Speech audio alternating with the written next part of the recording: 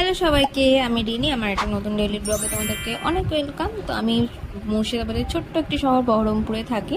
তো সকালে এখানে ঘুম থেকে উঠে পড়েছি। ঘুম থেকে উঠে রেডি হয়ে নিয়েছি, রেডি হয়ে যাচ্ছি, রেডি হয়ে যাচ্ছি হাঁটতে, কারণ এই ঢংগুলো আমার কিছুদিন পরেই মনে পড়ে। আর এত গরম এখন পড়ছে, মনে হচ্ছে মিনি হার্ট অ্যাটাক হয়ে যাবে হাঁটতে গিয়ে আমার। তাও আমি মাঝে মধ্যে যাওয়ার চেষ্টা করি। শীতকালেও আমি হাঁটতে যেতে পারি না, গরম করে আমি যেতে পারি না। যাবো কবে আমি, সেটা ভগবানই জানে কবে আমি যাবো।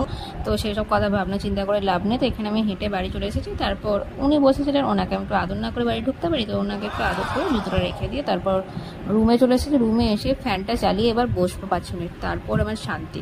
তো 5 মিনিট বসার পর চেঞ্জ করে নিয়েছিলাম, তারপর এখানে জিরে জল খেয়ে নিয়েছি। তারপর দেখছি দুনিয়ার জামা কাপড় জমে রয়েছে।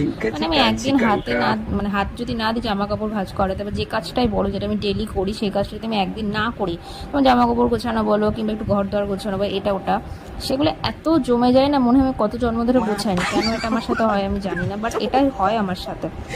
তারপর এখানে সকালে ব্রেকফাস্ট করে নিয়েছিলাম। মা ছোলা ভিজিয়ে রেখেছিল, তো ছোলা, তারপর একটু দই, আর তার মধ্যে সামান্য একটু মুড়ি নিয়েছিলাম, তো খেয়েছিলাম। বেশ ভালো লাগে আমার খেতে এইসব অগা খিচুড়ি খাবার। আমার ভালো লাগে, কার ভালো লাগে না লাগে জানি না, বাট আমার ভালো লাগে খেতে। তারপর একটু পায়েসও খেয়ে নিয়েছিলাম। পায়েসটা মা কালকে রাত্রে করেছিলাম, ফ্রিজের ঠান্ডা ঠান্ডা পায়েস খেতে আমি খুবই ভালোবাসি।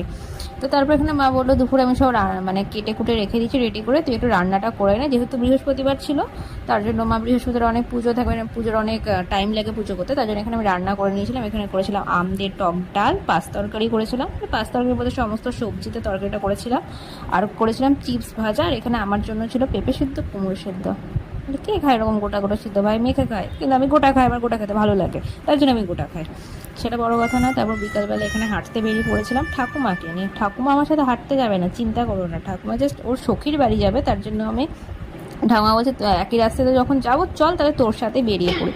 ঠাকুমার সখীর বাড়ি ঢুকে পড়েছে, আমারও হাঁটা কমপ্লিট হয়ে গেছে। আসার পথে আমার কি বলবো, বাড়ির সব থেকে সিটিজেন মেম্বারের জন্য আমি ক্যাট ফুড নিয়ে এলাম।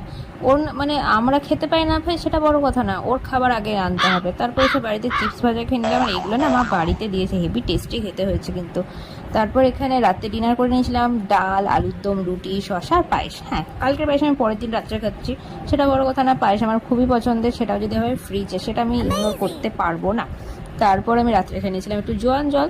মানে এগুলো খায় ভালো লাগে খেতে, শরীরটা ভালো থাকে তার জন্য। তারপর রাত্রে চুল বেঁধে নিয়েছিলাম, ইনিও ঘুমিয়ে পড়েছেন, আমি ঘুমিয়ে পড়েছি। যদি ভিডিওটা ভালো লাগে লাইক করো, তো টাটা।